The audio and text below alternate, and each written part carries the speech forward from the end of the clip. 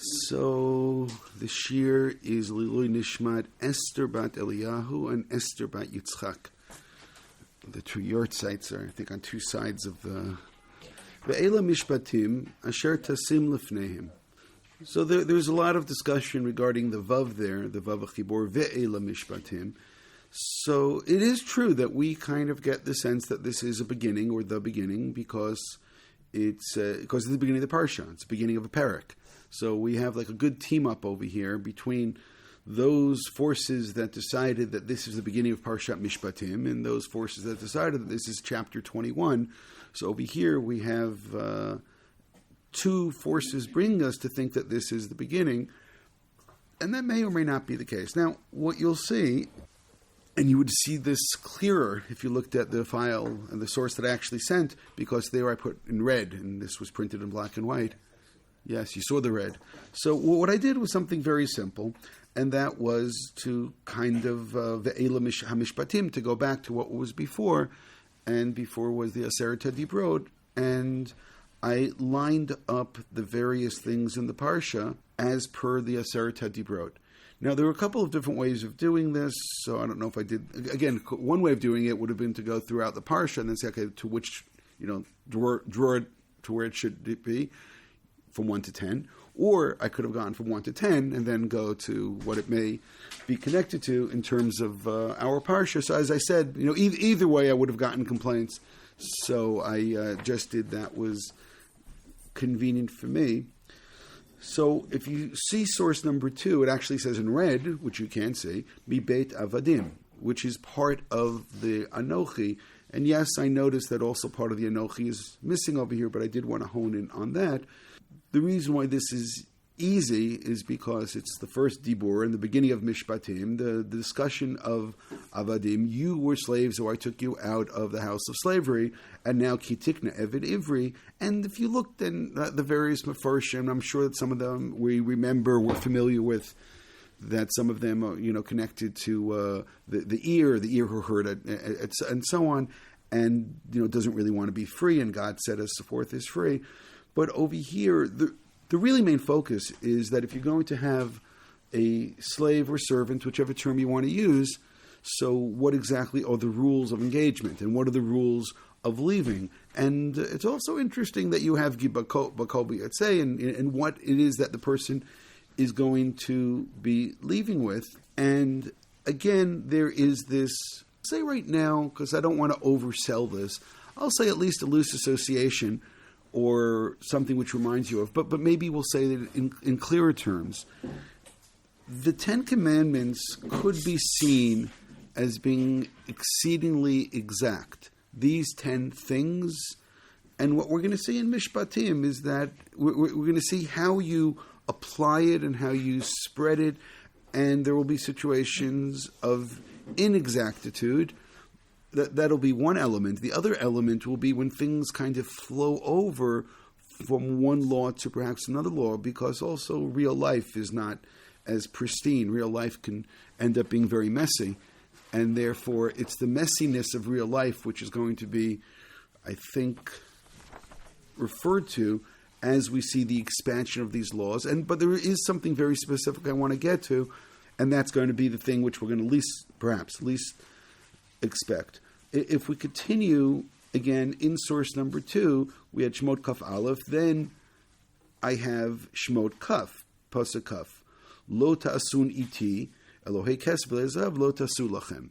So this is an expansion of, look, if you see source number 3, if you look at source number 3, Lo yelech Elohim achirim al panai, not to have other gods. So what I wanted you to note is that not following Parshat Mishpatim, not following the chapter 21, but rather going back to immediately after the 10 Commandments, we have this verse, Lo tasuniti, Elohei kesef le'ezav, lo tasu lachem. On the other hand, in this week's Parsha, in the next source, Perek Kaf Bet Pasuk Yutet, Zoveich Elohim Yecharam Bilti LaHashem Levado. Again, only to serve God. And again, right under that, Elohim lo tikalel v'nasi b'mcha lo ta'or. Now that's the one you can argue with me. Hold it, Elohim there doesn't mean God. But when I said expansion before, the things get expanded in ways which maybe you would not have predicted. But in source number 3, what you end up having over here is 2 different verses which relate to this second, or to this other commandment, lo yelacha. Again, how you count the 10 commandments is also quite interesting. But one of them was back in Parakuf, and the other one is Parakuf Bet, and that's what I want you to pay attention to. In source number 4, Lo tisat shem Hashem Elokecha l'shav, you should not use God's name in vain. And in this week's parsha, we have Elohim lo tikalel v'nasi b'amcha lo ta'ar. So now, those of you who are clever will tell me, hold it, Elohim in this context doesn't mean God. It means a judge. Now the question is that an independent concept, not to curse a judge, or should we be asking ourselves a different question?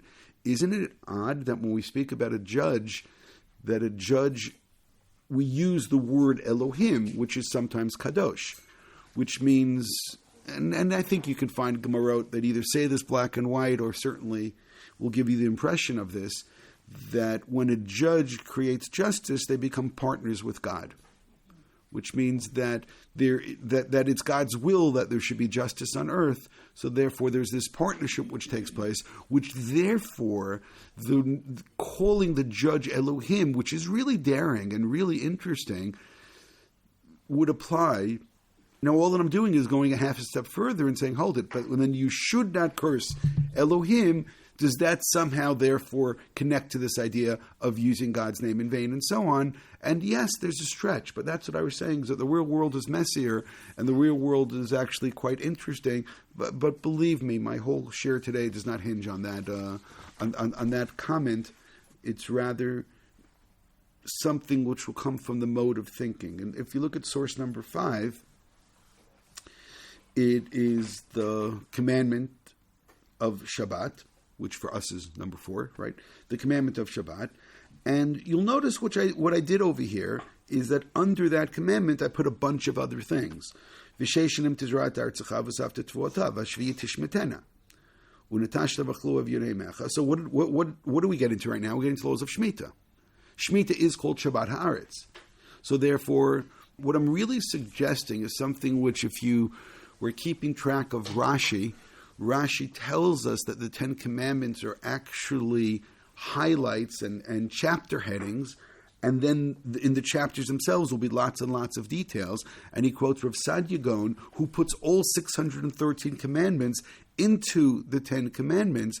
So then, again, if that's the case, so when I have something like Shemitah, Shabbat Haaretz, and it's mentioned in this week's Parsha, Ve'ela Mishpatim, and again, all that I'm suggesting is that Ve'ela Mishpatim is an expansion of the 10 Commandments, so then you should very quickly understand, at least as a possibility. As I said, I'm not trying to oversell this, but at least as a possibility that Shabbat Haaretz, which is not called here, it's called Shemitah here, that this is really an extension of Shabbat. Now, again, why would I say that? Well, the easy part of it is the format of the 6 and the 1. For 6 years you work, and then the 1 year the land rests. But it's actually not just that. This is the secondary part of the thought process, which brings me here. The first part is actually what comes afterwards, and then working backward. I'll say it in English now. It's that right after that, the next pasuk Yud Bet is, Sheshit Yamim Taseh Ma'asecha Uv'yom HaShvi Tishbot. Okay? And then the further expansion is, it's also instant. Yigimul v'chol shamarti lechem tishmu v'shem Elohim acherim lo taskiri lo yishma al picha, which is also you know that we could have stuck that in here. I'm lazy, that's why I left it over here. But if I was being overly rigid, I would have put that someplace else. But it's pasuk Yadala that interests me. Shalosh rigalim techogli b'shana et chag hamatzot tishmor shevat yamim tocha matzot kasher tziviticha lemoed chodesh aviv kivo yatzat mitzrayim v'lo yeru penai rekam v'chag HaKatzir Bikurei Ma'asecha Shetzra B'Sadeh V'Chag Asif B'Tzit Hashana Basfchad Ma'asecha Min HaSadeh Shalosh Pamim B'Shana Yir'eh Kol Zachorecha El Pnei Hadon Hashem Lo Tizbach Al Chametz Dam Zevchi V'Lo Yidin Chelev Chagi Ad Boker. So all of this is Shabbat. Again, where will you see this in a clear enunciation will be in Parshat Emor. In Emor, the various days are called Shabbat or Tishbot or cessation of Melacha. And Yom Kippur in Emor as well is called Shabbat. But I'm saying there's lots of things called Shabbat, and anything that is a Isur Melacha is called a Shabbat there. What we're seeing then is, one of the Ten Commandments is that there is this idea of holy day. So what, again, expansion, extraction, application, other holy days. Are all the holy days identical? No. But there is nonetheless an Isur Melacha. And the Isur Melacha is what's interesting. By the way, you mentioned beforehand that the next holiday that we have is Purim. So the status of Purim as a holiday is really interesting, because when Chazal made up, right, we have to say that, when Chazal made up Purim, they made it up in a really interesting way. They made a holiday which doesn't have an Isur Melacha. And according to the Gemara, there was a push to have an Isur Melacha. That there was a discussion that, okay, this is a holiday, which means what exactly makes something into a holiday which is D'Rabbanan, and we do have rabbinic holidays with Isur Melacha, including second day Chag. For you, second day Rosh Hashanah. Okay, there is such a thing where Chazal did use their strength to apply an Isur Melacha on a rabbinic holiday, but Purim, there was enough pushback not to do it, so it became something which is really interesting as a holiday. People who are sticklers would not call it a Chag. There's no Korban Chagiga, right? People who are not as rigid will not be troubled by this. And there was one fellow, I'll call him one of the Niki Hadat Yerushalayim, if you know that phrase, who I saw him right before Purim, and he said to me, Purim Smechim, right? Which is not precisely correct, but it's nonetheless, it should give somebody pause to think. But again, what happened over here is really an interesting expansion in two directions of Shabbat. In one direction towards the sabbatical year, and in the other direction towards the other days where there's an Isur Melacha, essentially, again, right now as of this point, pointing towards the Shalosh Regalim. Correct, Rosh Hashanah is not mentioned yet, Yom Kippur is not mentioned yet. Maybe Yom Kippur really is only connected to the Cheta Egel. Is Hanukkah like Purim in that respect? Well, Hanukkah was somewhat different because Hanukkah already had Purim to base itself on. So therefore, Purim is really the drama. You know, what do you do with Purim? And Purim has a big advantage over Hanukkah in the sense that they're still part of Scripture. There's a book of Esther, which is part of Scripture, while in Hanukkah there's nothing. There's no more Nevuah, there's no more Scripture, there's no more Torah Shebechtav, as it were. No Nevi'im, no Ktuvim. It's all post that. So anything that Hanukkah has is going to hinge itself on Purim. So over here, again, what I was trying to show is that you look at Parshat Mishpatim carefully, or you look at it through a particular prism, and this prism is to look at the Aseret Dibrot, Ve'ela Mishpatim. So therefore, here are the expansions. But by the way, I will say that if you follow this midrashic approach, that God said all 10 commandments, and then He started to explain the first two, right? Explain the first two even. I know that there's different ways of saying what I'm saying right now. So it is interesting that we have certain elements of the first two which are still in last week's Parsha. And then in this week's Parsha, we start moving further. But what I just now said is very inexact and would need to be developed much more. And there are problems with it as well. But we'll leave it at that. In source number 6, that we're up to Kaved et avicha v'et imecha. So here we have two different verses, which here's where you really get to the sloppiness. When I say sloppiness, I'm not talking about God, but I'm talking about the Parsha. I'm talking about life. That we're commanded in this perfect, pristine world, Kaved et avicha v'et imecha, right? And then we get to verses like Makeh ish v'meit mot umat, but continue. One second. I mean, Kaved u'mekalel aviv imo mot umat. There was also, I'm sorry, I just put the wrong verse there. There's also Makeh aviv imo. There's also hitting parents and cursing parents. So as I said, it gets messy. But where does it get messy?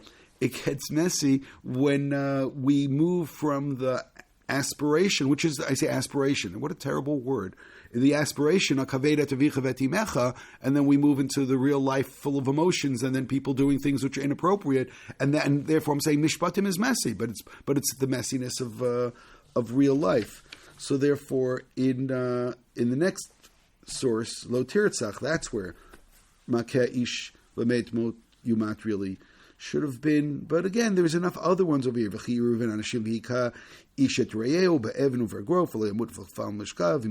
And getting all kinds of details. You beat somebody and they get up afterwards, and what are you paying for that?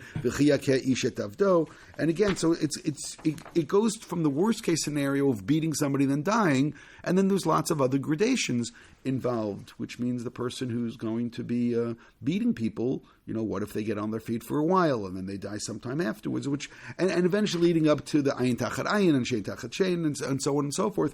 But all of this, what I'm again asking you to do is now think of it through the prism of the Ten Commandments, and therefore there you have lo tirtzach, and now we have various gradations of lo tirtzach. I mean, again, you want to get to an extreme rabbinic idea of it, that would even be embarrassing somebody, would be an expansion of lo tirtzach. But nonetheless, what Mishpatim did is interesting, because what it did is it looks, again, if we're not wrong in everything I'm saying today, it allows you to look at the Aseret HaDibrot and see them not just as specific points, but rather, again, as chapter headings, which then have a lot more information within them. Again, source number 8, lo tinaf, so commit adultery. So apparently there's lots of ways of committing adultery, but there's also different levels to it.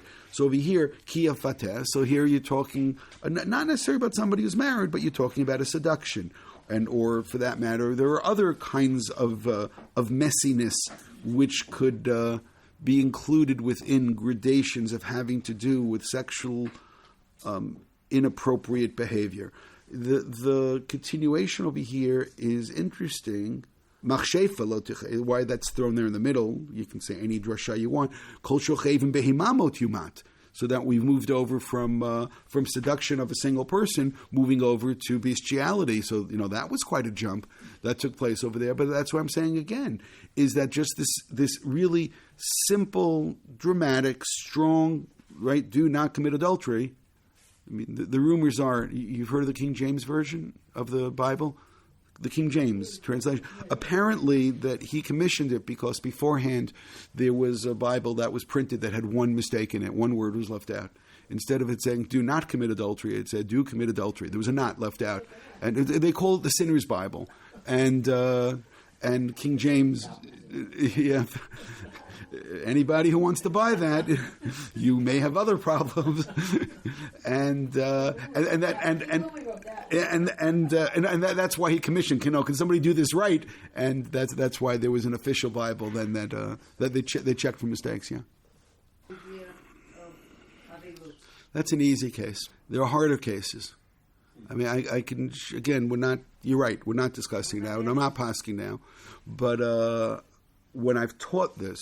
And I have. You can look online. I've taught cases of kavedo avicha vetimecha in dysfunctional relationships. There was a case that was asked to a rabbi of a girl who said, "My father raped me, and I don't want to sit shiva for him. I think he's a wicked person, and I want to celebrate his demise, as is written in the Shulchan Aruch, what you do when somebody wicked dies." So that there is a really interesting tshuva which is written to that. I'm going to avoid now dealing with the case more than that. I think it's going to come down to what extent, to what extent the individual suffered by the person who had committed the various sins that they committed, because none of us are sinless, and none of us have never made mistakes. So then now, who is going to judge exactly where this is going to be? So I think where there's going to be a direct impact, or emotionally, physically, or so on, that I think there's a much stronger reason not necessarily to sit shiva. 100%. 100%. Somebody should ask a shaila, and I was involved in a situation where somebody asked me certain things about shiva, and they decided for reasons like this that they're not sitting shiva. They never asked a shaila, And I didn't think that they were necessarily just. Again, not that I was necessarily privy to all of the details involved in the case, but it didn't strike me as they decided they were going to compromise only to Shiva one day. I mean, it just didn't strike me as being being very serious. But yes, somebody should ask a shayla, and I'm saying the greater the person is a victim of that behavior, that would become a question. There's actually the question about honoring parents who are wicked. There's 3 different Gemaras that talk about it, and there's not necessarily full agreement between the 3 Gemaras at face value. And then you have the various Rishonim trying to reconcile the different Gemaras. One of the cases that comes up, if the father was a thief and died with stolen property, does the child now who inherits the father's thing, now that he's inherited it, let's just say now it's cash. So cash is somewhat fungible, and therefore does he have some kind of a moral obligation to return it, or does he not have a moral obligation to return it? So one of the resolutions of the Gemara, we're talking about a case that he did tshuva. So the Gemara says, hold it, if he did tshuva, why did he return it? Meaning, what's going on? Okay, he didn't have a chance to return it, and he died. So now, is there a legal or a moral? Is there kivat of aim? So part of the complexity is that, at least according to some of the Rishonim, if he did tshuva, then there would be an obligation to honor that parent who was a sinner. So now, how do you know who on their deathbed may or may not have done tshuva? I'm saying it's also something, although that's what I'm saying, if this person was victimized, then maybe part of the tshuva is to ask for forgiveness. So that's what I'm saying. I don't want to touch this because it's just so, it's so complex getting to the exact details involved in this. And the other thing which really troubled me about once when I was asked about one of these cases, it was a girl who's, again, it was something like this, and she didn't want to invite the father to the wedding. And they came to me, her and her fiance, who since got divorced, came over and asked me, we don't want to invite the father. And so what bothered me about answering the question? I didn't hear the other side. I'm only hearing one side. So now I was only hearing one side enough in giving such a decision, because what are they going to go and say? Oh, the rabbi said I don't have to invite. But the rabbi heard one person, meaning if somebody comes over to me and says, I'm having an argument with my neighbor with this, and anything with money, I will always say, I will not answer unless I hear the other side present their side of the information. I can't trust you to tell me theirs. And not that I'm saying that you're not being truthful. But one, it's halacha, and 2, I've lived long enough to know that there's always going to be another side. I remember situations that I dealt with where the 2 stories that I'm listening to have nothing to do with one another. It's like 2 different narratives that are just coincidentally related, that each one mentioned the other person's name in their story, until one was able to somehow unravel all that and make sense of it. And that's the 2 of them sitting in the room together. Anyway, so getting back to that point, so this girl says, I want to invite the wedding. By the way, there's a more fundamental question. Is somebody obligated to invite their parents to a wedding? So, I just want to stop because Kivat of Aim could now take us the rest of the discussion, but these things are clearly quite complicated. Source number 9, Lo Tignov. So there's lots of stuff on this. I didn't give you, nearly as much as there could be. Apparently, we've perfected this over the years. Stealing, that is, right?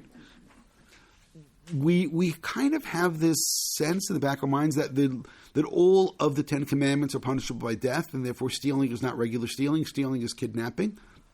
So look at Parshat Mishpatim. Kaf Aleph Ted Zayin. V'gonev ish umachro v'nimtza b'yado mot yumat. That's kidnapping. That actually is kidnapping, and the word gonav is being used. Ki yignav ish shor oseh. And now we're getting to stealing other kinds of things which are alive, like animals. Then moving on to imemachter yimtza ganav, and so on, which means all of these cases, or moving on a couple lines later, still in Perek Kaf Bet. Ki yitain ish el re'ehu kesef o kelim l'shmor v'gunav. Right, I could have bolded that. Mi beita ish. Im motzei haganav yishalem shnayim. Im lo yimotzei haganav. Again, in the end, pasuk yav. Im ganov yiganav. So you see all the times that the word, or the letters, or the root, ganav is being used. So you realize again that there is this expansion of the Ten Commandments, and again, going in different kinds of directions, from kidnapping to stealing animals to stealing possessions as well. And all of this, I'm going to say it again, is an expansion of what we saw in the Aseret Dibrot. Source 10, Lo taneh berecha eid shaker, again, bearing false witness. So in Perek Kaf Gimel, Pasuk Aleph to Gimel, Lo tisa shema shav el tashit yadcha im rasha liyot eid Hamas, in order to, I'm sure you like the word Hamas here, which do not partner with somebody to bear false witness. Also in Parakaf Gimel, Lo tatem mishpatim yonei b'rivo, midvar sheker tirchak, and so on and so forth. V'shochad lo tikach. So all of these are expansions of ways of perverting justice. So I'll say it again, is that, everything I've did right now really was easy. You do realize that, right? It did not, right? It did not take a lot of work. And you're probably saying, so what do you do all week? Because that was... For lo tachmod, in source 11. So then I went to Parakaf Bet, V'ger lo taneh v'lo chitzenu ki gerimi yitim beretz Mitzrayim, which is interesting because, again, remember you were in Egypt, which that itself is good, not to hold on to the possessions of others. God will be upset with this. At the very end, ki hiksuto levada, hisimlato. Again, don't take things which belong to others. So again, that would, and again, this I also could have applied to lots of different cases. Source 12. Lo yalecha Elohim acherim al panai. So now you know that this is really where we had started. So now I'm going backwards a bit because there was really one thing that I'm missing, and that is Anochi. I just want to make sure that you understand that. We got everything other than Anochi. And some of you, again, will be clever and say, well, there is an argument whether Anochi is a mitzvah or not. It's just a fact. Maybe Anochi is something else. So we want to note that, okay, first of all, is the way that it's stated in the Ten Commandments. What is also over here, and again, this is just to finish this off, is something which is not easily in the Ten Commandments, but there is a long statement of this. This comes right after the Shalosh Regalim. Then you have some Zionism. And in the expression of Zionism, right, I'm going to send you, so on. There it says, Ki elech malachi lefanecha, v'viyacha el ha'emori, achitiya, priziya, knani, and so on and so forth. Lo tishtachaveh leloheim v'lo tavdein. Right? V'vadatem et Hashem elokechem. So over here, when I said, okay, we have don't worship other gods, it is mentioned in the Parsha, again, really quite clearly, but it is interesting because there's also the Zionist element to it. So we'll pause at that. Now we can go backwards towards Anochi. Immediately after the Ten Commandments, right, we get to the last one, and we're in source 13, and we're back last week. Perek Kaf, Pasuk Tetvav, V'chol ha'am ro'im et hakolot. All the people see the sounds and so on, and they stand afar. V'yomur o Moshe daber itanu v'nishma'a v'adaber imanol kim pen namut. Right? Don't let God speak to us anymore, because we could die. Vayomer Moshe Elam al tirao ki lo nasot atchem ba Elokim v'vortiye yirato penechem levilti tichto. So you may not hear this till I point this out, but Moshe is saying, the purpose of this is if you have a completely God awareness. So what is another way of expressing a complete God awareness is really living with the idea of Anochi. That's exactly the point. Which means the experience which they had at Sinai is experience of Anochi. That's exactly the point. At the end of this week's Parsha, in Kaf Daled, which we haven't looked at all yet, we have Moshe, Aaron, Nadav, Avihu, and there's a Canaan going up on the mountain. V'yiru et Elohei Yisrael v'tachu elav k'masav v'nat tzibur k'etzem ha'shamayim l'tohar. And another pasuk which is quite difficult or challenging, ve'elatzilei b'nei Yisrael lo shalach yado v'yechazu et ha'elohim v'yachlu v'yishtu. Which means there is this complete God awareness, which was there immediately afterwards, and now also towards the end of Mishpatim, and at the very end of the chapter, Vayishkon kavod Hashem al Har Sinai v'chaseu anan sheshet yamim v'yikrei Moshe b'yom hashvi mitoch Hanan umar'eh kavod Hashem ke'esh ochel b'rosh hahar le'nei b'nei Israel. And everybody again experiences this God awareness. So all that I just now did, which you, again, maybe this I had to work a little bit harder and you would not have thought of this by yourselves, that I just now stuck all of these expressions within Anochi, within this fact of God existing, that they experienced it. Again, it's really different because all the others were statements. Don't do this, don't do this. But this was an experience. Anochi is an experience, and maybe that's another reason to look at it as being a little bit different. Now, there's also something else that happens, which is now going to take us back and take us on a little bit of a path, which is really where I want to get to, and which is really what the purpose of all of this is. Because again, there is Anochi, but there's another thing that happens, and then another thing which may have generated it. In source 14, and again, we're still in Perek Kaf Daled. Again, only problem is I haven't done anything in sequence in Kaf Daled. V'yishlach et na'arei b'nei Yisrael, v'yalu olot, v'yizvachu zvachim, shlamim la'Hashem parim. V'yikach Moshe chatzi dam v'yasem ba'aganot, v'chatzi adam zarak al hamizbeach. V'yikach sefer abrit, v'yikra b'znei ha'am, v'yomer kol asher diber Hashem na'aseh v'nishma. No, that turn of phrase na'aseh v'nishma in terms of Har Sinai Matan Torah turns out to be pretty important. V'yikach Moshe et adam v'yizrok al ha'am, v'yomer hinei dam habrit asher karat Hashem imachem al kol dvim elah. So this is the more formal aspect of it. First of all, so much of Matan Torah is God acting, and here is the people doing something.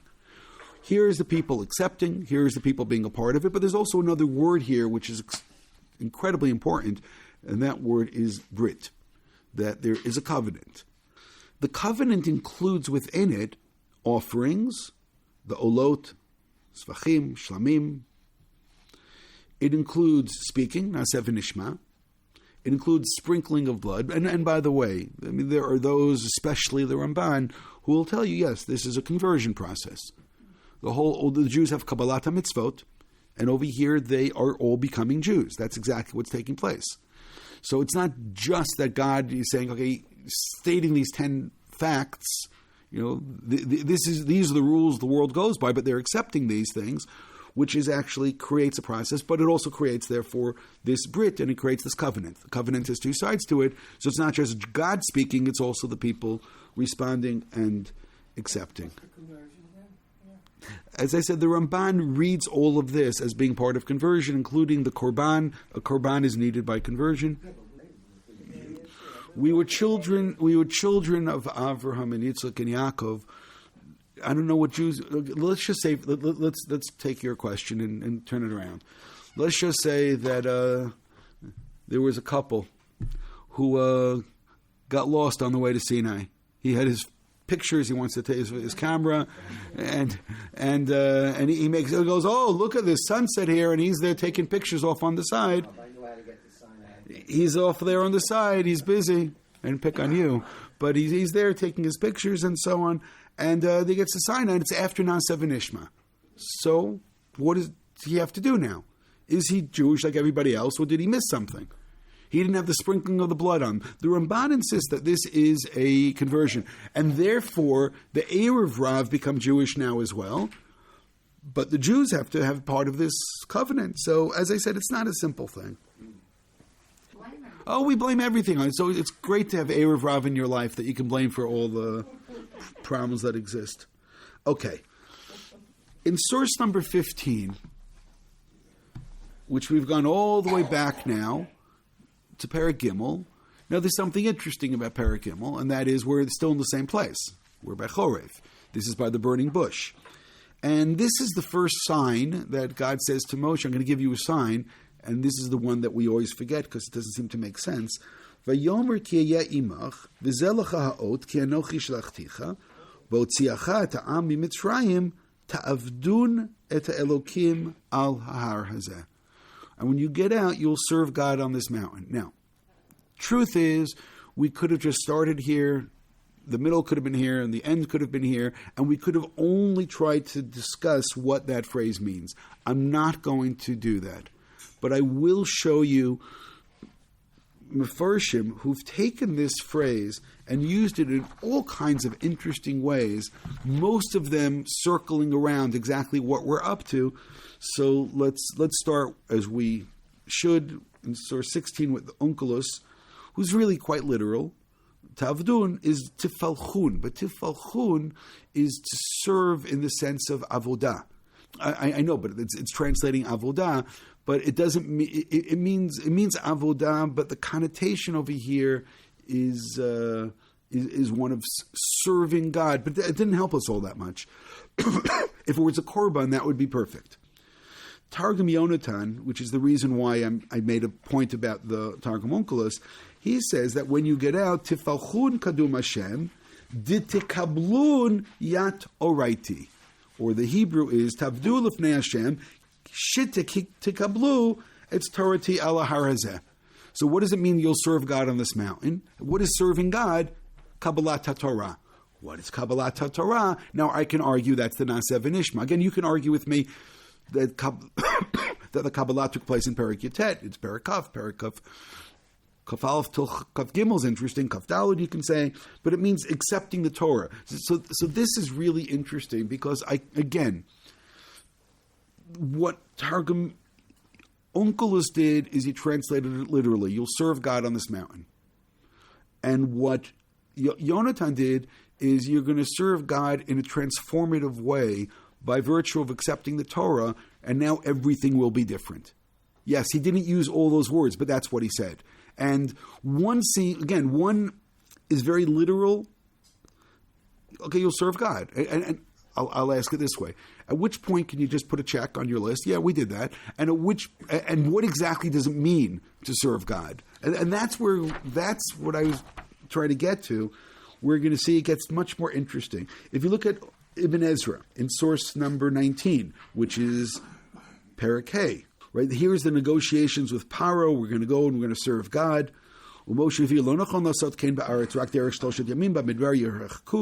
V'zeh merchak hu bein Mitzrayim bein Har Sinai lo lech b'derech yashar v'sham zivchu kakatuv tavduna tilkim al har hazeh. That when they get to Sinai, that's a 3-day journey. That's where they're going to serve God in order to fulfill that which was said. So it's really interesting because he is throwing into the narrative of leaving Egypt this verse, including when we're talking with Paro, where we need to go and what we need to do. And by the way, at this point it's more technical. We need to bring a korban. That again is much more technical and probably more in line with what we saw in Onkelos. If you look at the Ibn Ezra in source 20, now he's by Perek Yud Gimel. Perek Yud Gimel is talking about Pesach. ולפי דעתי אין אחד מהם נכון, כי איך נהפוך דברי אלוקים חיים, ותם הפסוק, הפך מחשבתו, כי אין אנו אוכלים מצות בעבור זה, רק פירוש בעבור זה, בעבור זאת העבודה, שהוא אכילת המצה, ולא יאכל חמץ, שהוא תחילת המצוות, שציווה לנו השם, עשה לנו השם אותות עד שהוציאנו ממצרים, והטעם הוציאנו ממצרים רק לעבדו, ככתוב ביוציאך את העם ממצרים, תעבדון את אלוקים על ההר הזה. וכתוב אשר הוצאתי אתכם ממצרים להיות לכם לאלוקים. So he is using the fulfillment of a mitzvah not in terms of a checklist, I did that, but in terms of a relationship. The relationship has changed. That you're going to serve me, which actually means it's not about that one action, it's about the relationship has changed, which means now you've become Ovdei Hashem. Now you've become servants of God as opposed to whatever you were before. And that's what it means. When you leave Egypt, you're going to now, again, you used to be, and we're familiar with this kind of thought, you used to be servants of Paro and have to do what he said, but now by doing a mitzvah, you now have just started a relationship with God. Ibn Ezra is interesting in source 21. 21 is Perek Yutet. That's the preparation for Har Sinai. He pulls out the same pasuk again. V'avietchem elai shekvodi yorad b'har hazeh v'hu arakot v'nei amar Moshe tavdunot elokim al har hazeh v'hu navei kachecha. Meaning this is this holy place, and this is where we're going to serve God. And then Ibn Ezra pulls it out again. This is like the fourth time. He's pulling it out in source 22, which is Perek Kaftet, which is one of the conclusionary verses dealing with the building of the Mishkan. Sorry, 22. V'yedu atam az yedu kilo tzeti otam mitzrayim rak ba'avur sheyasuli mishkan v'shachanti b'tocham v'zehu tavduna tolukim harazeh. And that's what it means to serve God on this mountain, the building of the Mishkan. Now, again, there's two ways of reading this. One way of reading this is the checklist. Oh, I have to build a Mishkan. And the other is the transformative relationship that God says that I will dwell within you. And that is part of the purpose of leaving Egypt in order to have this new relationship. So again, I hope that all of that was not too complicated, which is why this is especially interesting that the Ibn Ezra just said, no, this is the fulfillment of that verse that was said all the way back in Perek Gimel. Correct. Right? Very good observation. Look at the Ramban in source 20. Which Ramban do we want to do? What's 25? 25 is over here. Sorry, in Perek Gimel. We'll start with that. Ramban on 25. Right? The Ramban on 25 is by Perek Gimel. And he says, "V'zelach ot," right? I'm going to take you out. Again,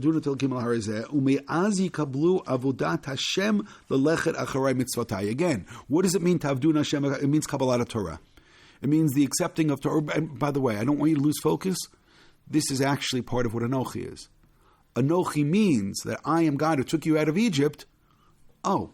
And now you're going to serve that God, which means the introduction to the Aseret HaDibrot is exactly what all of this is about. The Ramban in 26, when he talks, again, they arrived at Sinai, Chodesh HaShlishi, Ki yadu shesham yikablu et Torah, ki Moshe agid lahem ma shene'amar, tavdun et elkim al harizeh. Now this is fascinating, because I could have claimed, and I'm sure I've claimed in the past, that maybe to a certain extent, showing up by Sinai was a bait and switch. Who said anything about mitzvot? Who said anything about God giving us all these things to do? So now the answer is yeah. He did say it. When did he say it? He goes, you're going to take the people out. V'tavduna dolkim b'harizeh. So I'm going to say it again. At least it means to do something, or it means to start a relationship, or it means that God is going to give you lots and lots of things because of the relationship. So the Ramban is saying, yeah, of course they knew that they're going to come to Sinai because Moshe had told them, you're going to serve God on this mountain. And therefore he's saying, yeah, that's Kabbalat HaTorah. Now you realize that Ramban is much closer to what the Targum Yonatan told us, as opposed to that more literal interpretation of Onkelos. That pasuk, now you pay attention based on what you just asked. Source 28 is the pasuk that we refer to. This is, again, this summing up of the Mishkan. V'yid'u ki ani Hashem Elokeichem, asher hotzeti etchem me'eretz Mitzrayim, l'shachni b'tocham, ani Hashem Eloheihem. So again, that's this nice conclusion, and now you're going to know I'm God who took you out of Egypt, which, by the way, again connects you to Anochi. Why? L'shachni b'tocham, for my essence to be within you. Look at Rashi. L'shachni b'tocham, al minat l'shkon ani b'tocham. I took you out of Egypt in order for you to build the Mishkan and me to be in your midst. Now, again, according to Rashi, you would have argued, hold it, isn't the Cheta Egel the reason we build the Mishkan? So now you realize, well, you have that Rashi to contend with, and I'm not going to solve your problems today because I'm not interested, and it's not, and I'm not dealing with the Mishkan yet, and that's why I'm saying I'm not dealing with this thing in its entirety.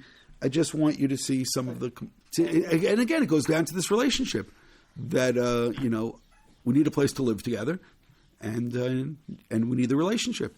It sounds like it goes very much together, yeah. That's what the Ramban said. The Ramban said he told them. That he told them. No, it is in the text, but the Ramban says that Moshe told the people this. Yeah. So he did tell them. That's what the Ramban says. So didn't leave. I don't know. I don't like that. Source number 30. I know. I just don't like it. Source number 30. Source number 30 is the Chizkuni, and you'll note the Chizkuni does the same thing. He also pulls this out by various places, but his formulation over here is really interesting by Perek Yutet. Umoshe Allah b'yom hashlishi, and again I'm skipping a little bit. Why did Moshe go up on that day? V'yesh mefarshim, the middle of the next line. Me'atzmo Allah l'shomi pi HaKadosh Baruch Hu b'mei avdu l'kei ma she'amar bo tiachet am yitayim tavdun until kim harazeh. That they get to Sinai, and Moshe then goes up and says, God, what do we do now? Meaning it's like almost like the opposite of the Ramban. Moshe knew exactly what it was. Chizkuni is saying, okay, we have a date. We're supposed to rendezvous. And now what's the content? What do we do next? Right? What do we do? And I just found that really interesting. And again, it goes back to that same pasuk. You're going to serve God on this mountain, and Moshe is perplexed and say, what do we do? How do we serve God on this mountain? What's the service? If you look at the Chizkudi in this week's Parsha, source 31, Vayalu alot l'kayem tavdun etokim al harazeh. So again, he's being very technical. Ta'avdun is avodah, right? Shloshim adrim olam omed, TORAH, avodah is korbanot. And therefore, when they bring that korban in Perek Kaf Daled, they bring those alot. Now they fulfilled that which they had taken upon themselves earlier. But the Chizkudi in source 32, Yidu ki Hashem, as Yidu ki lo tzeitit chamer tzraim, rak bavor she'asu mishkan v'shachanti b'tocham. So it goes back to that same thing, just like Rashi and others. The point, it's again, the Mishkan is an expression of the relationship. Kabbalat Torah is an expression of relationship. And again, I want to tell you something. Everything I've been doing is to try to understand Anochi. And Anochi is not just another statement. It's a statement which leads towards the relationship. Now, there's another thing, and this is really where we're going to end up today. In source 33, we're back in Perek Yutet, which is right before Aseret HaDibrot, and we have the following formulation. Atem re'itim asher asiti l'Mitzrayim, v'yisetchem al kanfei nesharim v'uvo etchem elai. V'ata, im shemoa tishmu b'koli. Now we're getting to this point of the covenant. If you listen to my voice, ushmartem et briti, which means, remember I said afterwards, and they took in Kaf Daled, and they brought the korbanot, and they took the blood, and they sprinkled it. And this is the Brit. The Brit is mentioned over here in Yutet. Ushmartem et briti, v'hayitem li skula mikol ha'amim, and you will be for me a treasure from among all the nations, ki li kol ha'aretz. V'atem tiyu li mamlechet kohanim v'goy kadosh. Eila advrim asher tdaber b'nei Israel, which means Moshe, again, perhaps goes up, or is this Chizkuni say, okay, so what are we doing? What's the deal? And God says, okay, here's the deal. The deal is we're going to have a covenant. But he also uses an interesting turn of phrase, and this turn of phrase is that you're going to be a Mamlechet Kohanim and Goy Kadosh. Now, this is going to help us in all kinds of ways, so, and including helping us on some things that that I left out in my putting everything in the 10 categories, because there were certain things I didn't have any place to put them. But now I do. But first of all, when we go back to source 34, which is Bereshit Tetvav, which is the Brit Bein Abtarim, so over here is where Avraham gets the information that you will be slaves in another land, and 400 years, fourth generation will come back. But there's an introduction to it, and then there's something afterwards, which means if I only started on Pasuk Yud Gimel, and then I ended it on Pasuk Yud Zayin, then it would, or even before that, on Pasuk Ted Zayin, then it would have been the Brit Bein Abtarim. But there's an introduction. What's the introduction? Take the Egla, Mishuleshet, Ve'ez, and so on. And what does it say right afterwards in Pasuk Yud Chet? Bayomahu karat Hashem Avraham Brit, Lemor Lazara Natenet Haaretz Hazot. Which, by the way, was this other thing what was left over the whole time going into the land, which I kind of ignored and only brought up the verses, when you get to the land, don't serve other gods. But the land is obviously a part of the Brit Bein Abtarim, but there's another point over here, and that is this point of the covenant. All this was point 1. Now point 2. In source 35 is where, again, the word Brit is used multiple times, which, of course, is where Avram gets commanded to do the Brit. But in the context of him being commanded to do the Brit, God says, "V'nei briti b'ni uvanecha, ani hinei briti itach," right? Ki av hamon goyim netaticha. Now that's really interesting, because what does it mean, all these other nations?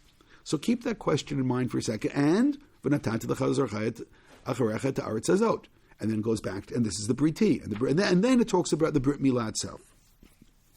So this idea of Avram being an Av Hamon Goyim, keep that in mind, and being told that you're going to be an Am Skula Mamlechet Kohanim V'Goy Kadosh, right? We have Kedusha that we still need to deal with, and this idea of, as I said again, Av Hamon Goyim. So, one is Avraham at this point, as a part of the covenant, Avram receives Kedusha.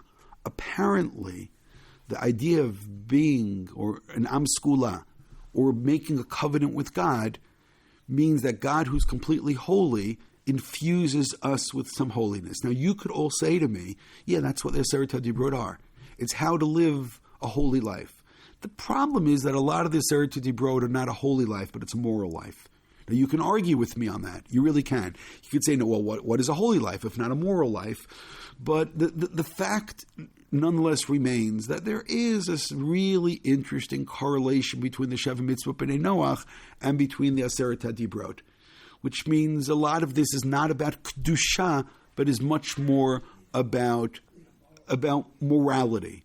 So, and not to kill, not to murder is moral, right? I would even say to honor one's parents is moral. I mean, not to steal, I think, is moral. I think there's a lot of things over here, even a justice system, to be just in a justice system, is moral. Even though it's interesting that the judges are still, this partnership with God takes place. But when you look at source 36 now, and I hope you can't miss this, V'anshei kodesh tiyu li, uvasa b'zeh treifa lo tachlu. You should be a holy people for me. So that's where holiness is mentioned in Mishpatim. You should be a holy people and don't eat non-kosher things, which means there's nothing particularly moral about kosher or not kosher. It's about holiness. It's about Kedusha. But that element of Kedusha is the element that I've been looking for, because that really is what emerges from Anochi. That really is what emerges from you're going to serve God on this mountain. Because serving God on this mountain is not and was not meant to be a checklist, you did one more thing. It was about a transformative experience where you become something else. We become a Mamlechet Kohanim V'Goy Kadosh, again, holiness, which means if you look at the microcosm of that, that's Avram Avinu becoming the Avamon Goyim and having a Brit Milah. Now, Kedusha is introduced into his body, as it were. Over here at Har Sinai, something else is going to happen. And the sum total of this is Kedusha, part of Kedusha. Now, again, not to be confused on this, part of Kedusha is actually morality. You can't imagine that you're a very holy person if you're lacking morality, because it's not just, you say, yeah, but I'm holy. There's no morality, but I keep kosher. No. You need all the morality as well, and then the Kedusha as well, which means this relationship with God, and ultimately expression of Kedusha is going to be the Mishkan, which means the Mishkan is creating a whole world of Kedusha, which why that should not have been a surprise ending. Hold it, where do we get to this whole Mishkan part of it? Why do we need the Shekhinah? What's going on, God's well? No, that is the expression of Kedusha, because all of this was about Kedusha. It was said back in Yutet, but I want to mention one more pasuk that you don't have in front of you, because I only added it this morning, and that is that also back in Perek Daled, when Moshe is told and given his marching order, start to go back to Egypt, he's told something to say to Paro, which we always take in a different way because we know how it ends up. Let me explain. V'yom Hashem el Moshe, this is in Perek Daled, pasuk of Aleph, B'lechtecha l'shuv Mitzrayma, ra'ei kol ha'moftim asher samti biyadecha, v'asitim l'fnei Paro, v'nechazek et libo v'lo yishlach et ha'am. V'amarta el Paro, ko amar Hashem, b'ni b'chori Yisrael. And we never stop there because there's a continuation. V'omar elecha shalach et b'ni v'yavdeni v'tamein l'shalcho inei enochi areg bincha b'chorecha. So here's the foreshadowing of the eventual death of the firstborn. God could have said all of this without saying b'ni b'chor Yisrael. The b'ni b'chor Yisrael does a couple of things. One thing that it does, and I believe Rav Soloveitchik said this, when God says that Israel's my firstborn, he's acknowledging something else. And what is that? I have other children. You don't call somebody your firstborn if you only have one child. You only have one child. You say, this is my child. It's not, right? You only call some, you'll tell me halachically, but it is a bachor. You don't refer to someone as a bachor if there are not other children. Which means when God says to Paro, to Bnei Israel, Moshe, go to Paro and say, B'ni b'chor Yisrael, God is telling Moshe, acknowledge there are other children, which actually creates this responsibility. Do you realize what this is directly parallel to? It's directly parallel to Avram being told an Av Hamon Goyim, which means there is this fascinating twist that takes place. Avram is told to become very different. And how is he going to become different? He's going to do a Brit Milah, which makes him different from everybody else. But you're going to be different. It doesn't take away your responsibility towards others. Avram's tent is open, he cares, but others no. It's going to create more of a moral responsibility interpersonal towards others, right? Because of your additional Kedusha. When OUisrael is standing at Sinai, what are they told? They're told to be a Mamlechet Kohanim v'Goy Kadosh. What does it mean to be a Kohen? A Kohen is somebody who is a religious functionary for others. We become a nation of Kohanim. What does that mean? So who's our flock? And that's the rest of the world. Which means that something really interesting takes place over here with Parshat Mishpatim. We have in last week the Aseret HaDibrot. I'm going to say it like this. We have Hanochi, and then we have another 9 mitzvot. Anochi is ultimately the most important. Yes, you could say, okay, shouldn't serve other guys, but Anochi is the most important, because Anochi is the one which really expresses this concept of Kedusha. And we now realize that was always a part of the story. Again, you decide where you want to start with. You want to start with the Bereshit Bara Elokim to Shine the Arts. It's a good place to start. You want to look back at the Brit Bein Aptarim. It was standing there as well. You want to look when God made this covenant with Avraham in terms of the Brit Milah. It was there as well in terms of Avamon Goyim. There are other nations. Your flock just became bigger. You have more moral responsibility, but you're going to have a level of Kedusha. Again, these are not contradictions. You want to say it someplace else. Again, Rav Soloveitchik also applied it when Avram went to the Akedah and he said, I'm going to go up and serve God on the mountain, and then I'm going to come back, and then he has to share it with them as well. Yes, sometimes we have to leave people at the bottom of the mountain, climb the mountain, have our experiences, but we also need to come down afterwards and to share those experiences and to give the moral implications of those experiences. You want to keep on going? Yeah, God said it to Moshe Rabbeinu right in the beginning by the Snah. When you come out, you're going to serve God on this mountain. And now you realize the commentators who take that little phrase and start applying it left, right, and center in all kinds of ways. And now you realize how central and how important that was, because it wasn't a question of a checklist. You're going to do one thing. It was a question of changing this relationship, and therefore it's transformative. It's becoming Avdei Hashem. You want to use brisker terminology? It's not a question of the Gavra has to do this. It's a question of transforming the person into something else. It's not a pa'ula, if you want. It's not just an action. It's transformative, and it becomes somebody else. Now we become an Eved Hashem. What does it mean, La'avod et Hashem ba'arazeh? Now we become an Eved Hashem. What does it mean, Eved Hashem? That means that we became infused in Kedusha. What now we understand when God says right beforehand, you're going to be a Mamlechet Kohanim v'Goy Kadosh, Kedusha was introduced to it. Of all the mitzvot, it was really interesting. Where did we find Kedusha? Yes, Kedusha is in Shabbat. Yes, Kedusha is in the holidays. Yes, Kedusha is in Eretz Yisrael. And we realize there's lots of, again, we have the right side and the left side of the Luchot. You have a lot of things that do with morality, you have things to do with Kedusha. Kosher is just Kedusha. It's not a question of morality. It's a question of Kedusha. And that's where the word was mentioned. As we get to the end of Mishpatim, there we have this serving God on the mountain in order, again, I use the word conversion, but conversion from what to what? You saw we weren't Jewish beforehand? That wasn't the issue. The issue was to become this transformative people who are infused with Kedusha, who now are able to march forward and take upon our responsibility of this dual relationship, the right and the left side of the Luchot, of morality and Kedusha, and not using one as an excuse for the other, but we need the two of them together, and then eventually to have this other impact on the rest of society. Why? Because B'nai Bechori Yisrael is my firstborn. There are other children. Av Hamon Goyim. There are other children. Right? Mlechet Kohanim v'Goy Kadosh. That means that we have a flock which is outside of this. And none of this should have been a surprise. If I say, hold it, was a bait and switch. No, it wasn't. It was right there from the very beginning. It was right there from when God spoke to Avraham. It was right there from the beginning at the Sneh. And if anybody was surprised by where we ended up, all that it means is you weren't really paying attention.